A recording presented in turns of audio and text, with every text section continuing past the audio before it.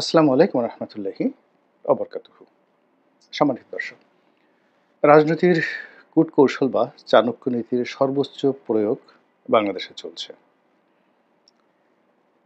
দৃশ্যত অনেকের সঙ্গে বন্ধুত্ব, আর পেছন দিক থেকে বিশ্বাসঘাতকতার চাকু মারার যে প্রাগৈতিহাসিক অমানবিক চক্রান্ত, সেই চক্রান্তগুলো চলমান সময় আমাদের রাজনৈতিক অঙ্গনে রীতিমতো একটা ভয়ঙ্কর পরিস্থিতি তৈরি করেছে।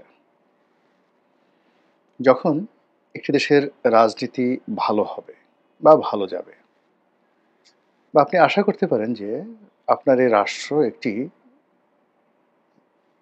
শুভ পরিণয়ের দিকে যাবে, তো এসব ক্ষেত্রে সবচেয়ে প্রথম যে উপকরণ, সেটা হলো জনমনে স্বস্তি, এক ধরনের শান্তি শান্তি ভাব থাকবে। আপনি যদি সুইজারল্যান্ডে যান, গিয়ে দেখবেন যে সব জিনিসপত্রের দাম আকাশচুম্বী।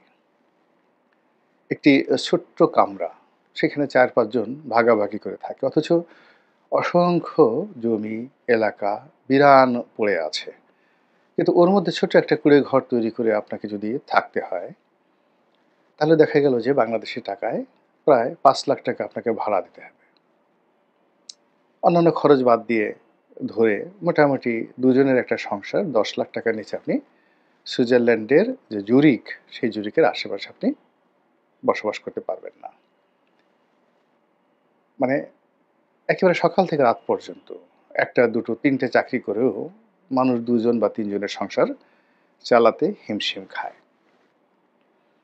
এত নির্মম জীবনযুদ্ধ, তারপরেও সেখানে মানুষ শান্তিতে বসবাস করে, এবং সুইজারল্যান্ডকে বলা হয় পৃথিবীর স্বর্গ। এর কারণ হলো সেখানে রাজনীতি নিয়ে কোনো কুটিলতা নেই।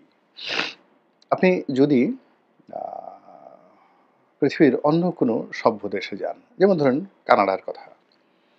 কানাডার বড় দুটো শহর মন্ট্রিল এবং ভ্যানকুভার।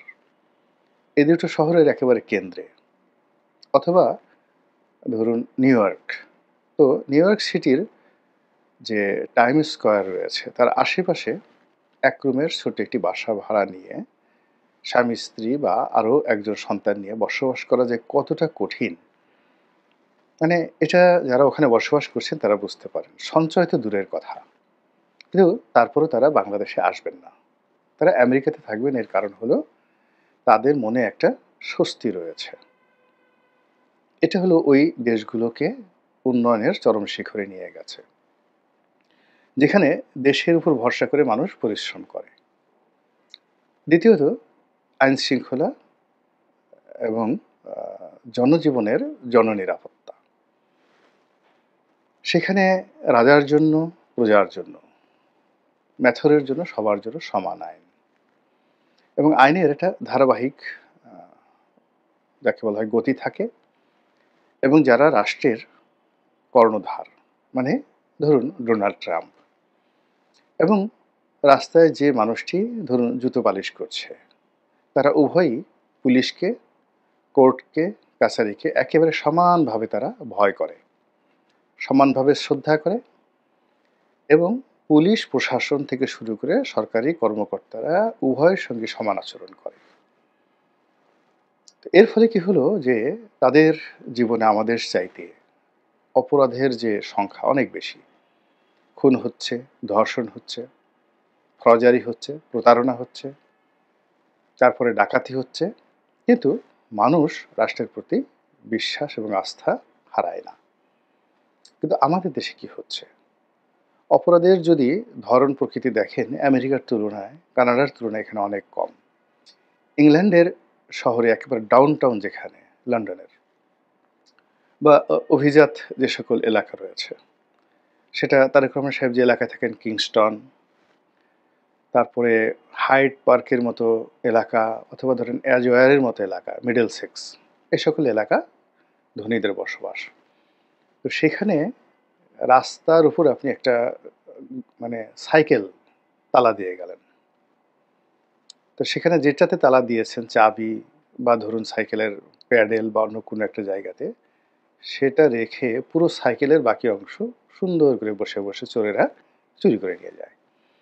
লন্ডনে যে পরিমাণ গাড়ি চুরি হয় প্রতিদিন, আমাদের বাংলাদেশে ১ বছরেও সেই ধরনের গাড়ি চুরি হয় না। কিন্তু তারপরেও আমরা ভীত সন্ত্রস্ত। তো এই যা কিছু সমস্যা সেটা হলো রাজনীতির মুনাফিকি। রাজনীতির কূটকৌশল এবং পিছন থেকে চাকু মারার যে অন্যায় প্রবৃত্তি, এর থেকেই যে অবিশ্বাস, সন্দেহ, অরাজকতা তৈরি হয়, সেই অরাজকতার কারণে বাংলাদেশ, উগান্ডা, বুরুন্ডি এই সমস্ত দেশের তৈরি হয়ে যায়। এবং আমরা অতীতে আমাদের এই রাজনীতির মুনাফিকির কারণে বহু সমস্যায় পড়েছি।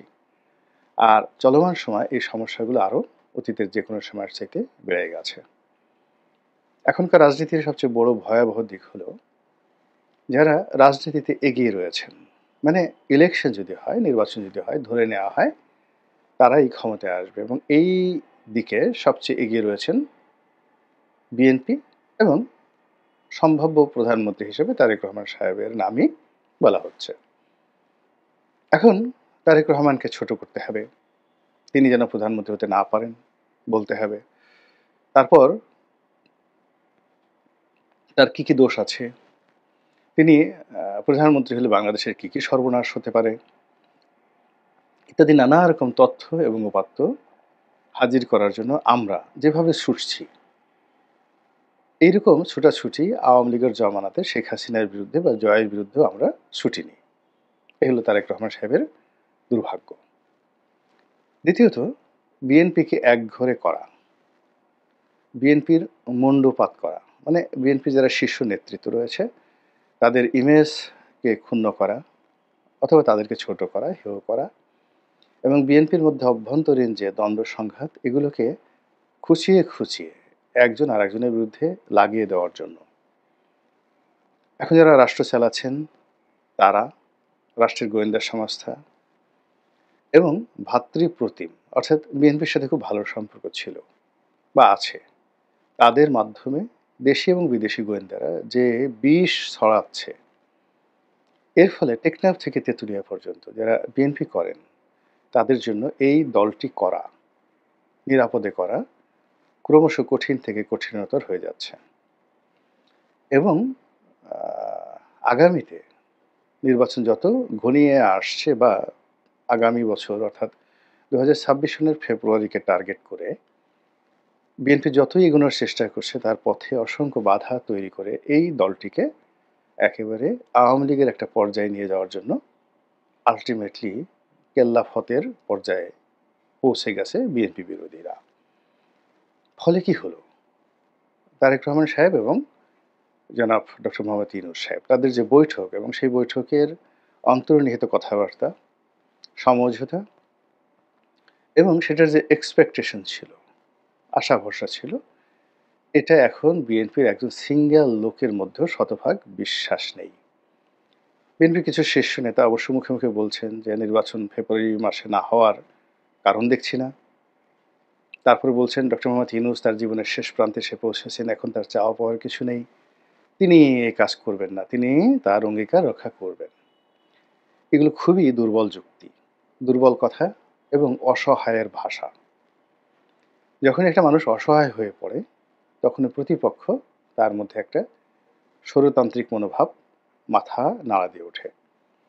একজন শেখ হাসিনা, তিনি তো গণতন্ত্রের পুরোধা ছিলেন, গণতন্ত্রের মহানায়িকা ছিলেন। তো তার যে নির্মম পতন, নিষ্ঠুর পতন এবং তিনি যে অভিধায় অভিষিক্ত হয়েছেন ফ্যাসিস্ট, যেটি আমাদের এই বাংলাদেশে আর কেউ হয়নি। ভারতেও কাউকে ফ্যাসিস্ট বলা হয় না। সারা দুনিয়াতে ১ নম্বর ফ্যাসিস্ট হিসেবে মুসোলিনিকে বলা হয়। আর আমাদের এই বাংলাদেশে এখন মুসোলিনির পরিবর্তে শেখ হাসিনাকে ফ্যাসিস্ট শেখ হাসিনা বলা হয়। স্বৈরাচারী বলা হয় এরশাদ সাহেবকে।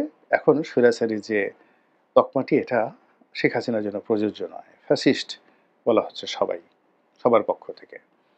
তো এই যে শেখ হাসিনা যে একজন গণতান্ত্রিক নেত্রী থেকে স্বৈরশাসক হলেন, সেখান থেকে তার ফ্যাসিস্ট রূপে তার যে উত্থান হলো, অভিষেক হলো এবং তার যে পতন হলো, এর সকল কিছুর মূল্যে ছিল রাজনীতির বেইমানি, বিশ্বাসঘাতকতা, তার নিজের দলের ভিতরে, বাইরে, তার সরকারের ভিতরে, সরকারের বাইরে এবং দেশি বিদেশি নানা চক্র।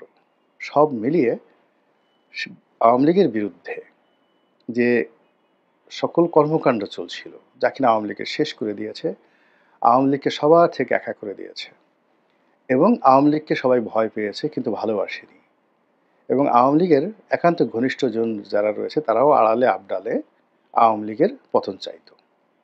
যদিও সে সকল মানুষ প্রায় সবাই এখন আওয়ামী লীগের সঙ্গে গলায় কাঁধে কাঁধ রেখে এখন সবাই জেল খাটছে, সবাই পালিয়ে আছে, কিন্তু তারা শেখ হাসিনার পতন চেয়েছিল। এখন তদ্রুপ একই পরিবেশ তৈরি করা হয়েছে বাংলাদেশের বৃহত্তম দল বিএনপির জন্য। এখন বিএনপিকে সেই বাধা অতিক্রম করতে পারবে? বিশ্ব খেলোয়াড়ের খেলাধুলা থেকে কি নিজেদেরকে রক্ষা করতে পারবে, নাকি তারাও একটা অশুভ পরিণতির দিকে এগিয়ে যাবে? সেটা আগামীতে দেখা যাবে। আল্লাহ আমাদের সবাইকে হেদায়েত দান করুন এবং হেফাজত করুন। আসসালামু আলাইকুম ওয়া রাহমাতুল্লাহি ওয়া বারাকাতুহু।